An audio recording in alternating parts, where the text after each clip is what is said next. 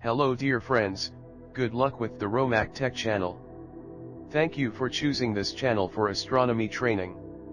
In this part of the video, we will examine the various methods of observing astronomy in a more specialized way. For more details, watch the video.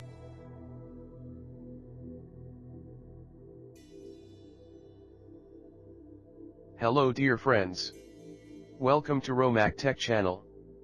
Please enable subscription, likes, and notifications before watching the video. Observational astronomy. The main source of information about celestial bodies and other objects is visible light, or more generally electromagnetic radiation. Observational astronomy may be categorized according to the corresponding region of the electromagnetic spectrum on which the observations are made. Some parts of the spectrum can be observed from the Earth's surface, while other parts are only observable from either high altitudes or outside the Earth's atmosphere. Specific information on these subfields is given below. Radio astronomy.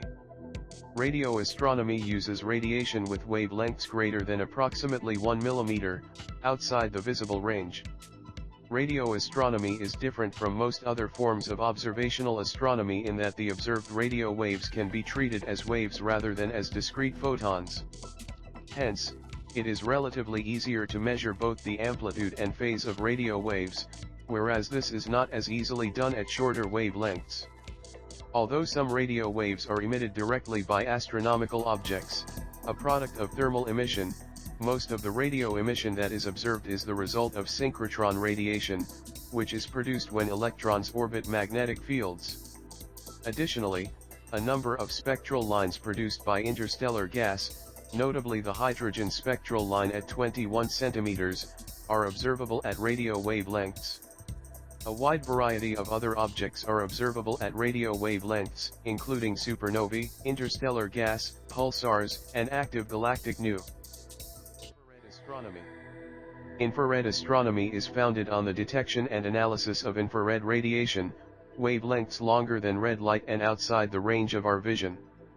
The infrared spectrum is useful for studying objects that are too cold to radiate visible light, such as planets, circumstellar disks, or nebulae whose light is blocked by dust. The longer wavelengths of infrared can penetrate clouds of dust that block visible light, allowing the observation of young stars embedded in molecular clouds and the cores of galaxies. Observations from the Wide Field Infrared Survey Explorer, WISE, have been particularly effective at unveiling numerous galactic protostars and their host star clusters.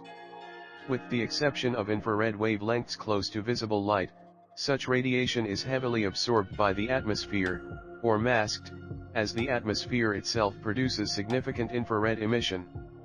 Consequently, infrared observatories have to be located in high, dry places on Earth or in space. Some molecules radiate strongly in the infrared.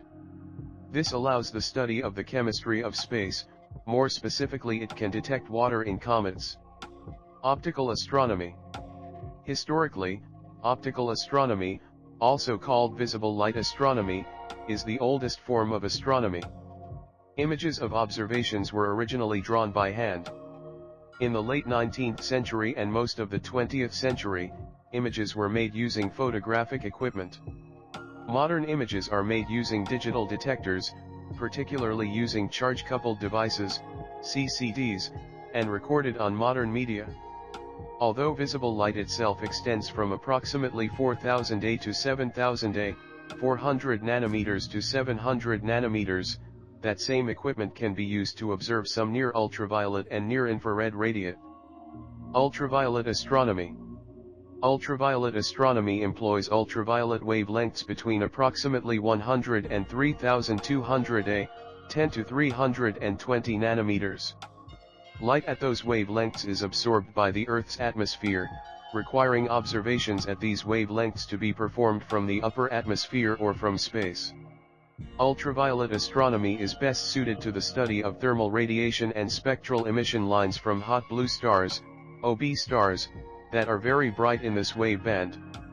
This includes the blue stars in other galaxies, which have been the targets of several ultraviolet surveys.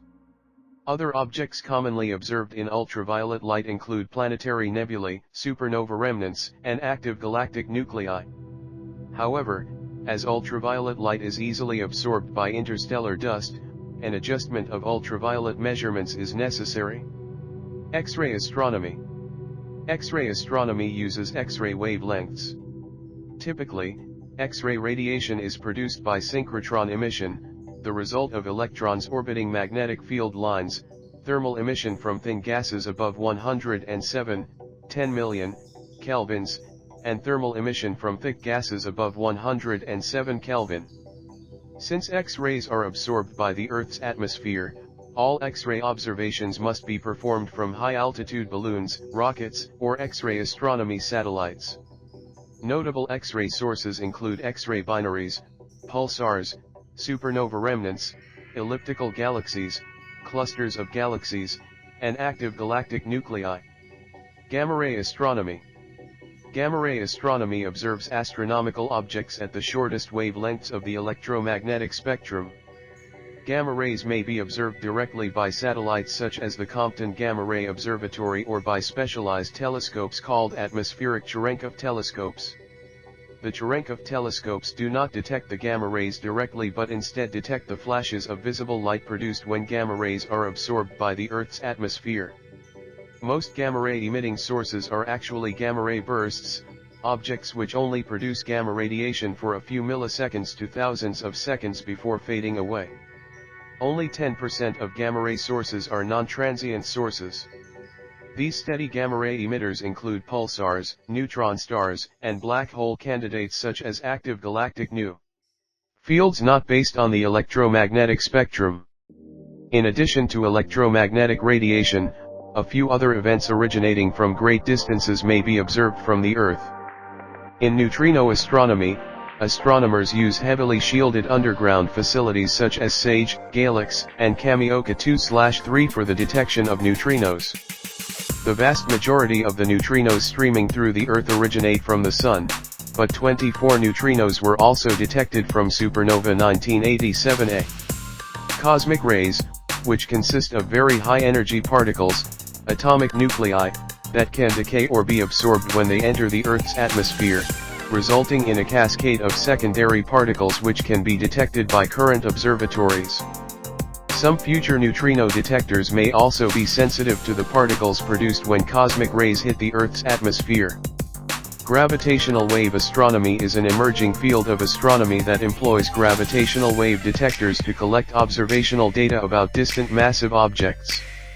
A few observatories have been constructed, such as the Laser Interferometer Gravitational Observatory LIGO. LIGO made its first detection on September 14, 2015, observing gravitational waves from a binary black hole.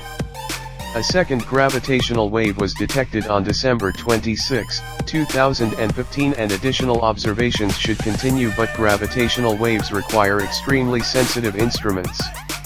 The combination of observations made using electromagnetic radiation, neutrinos, or gravitational waves, and other complementary information, is known as multi-messenger astronomy. Astrometry and celestial mechanics. One of the oldest fields in astronomy, and in all of science, is the measurement of the positions of celestial objects.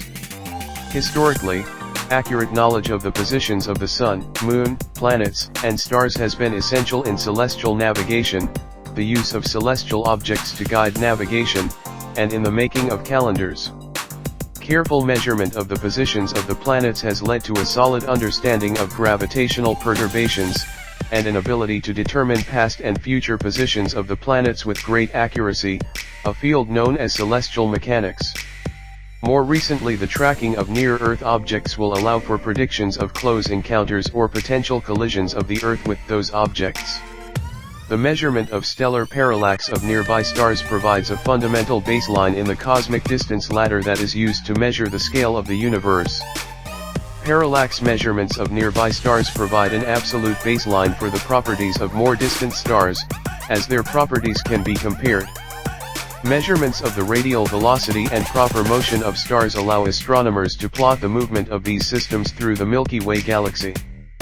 Astrometric results are the basis used to calculate the distribution of speculated dark matter in the galaxy. During the 1990s, the measurement of the stellar wobble of nearby stars was used to detect large extrasolar planets orbiting DAS. Thank you very much for being with us until the end of the video. Please do not forget to subscribe, comment, and like. So that is another educational video. God is with you.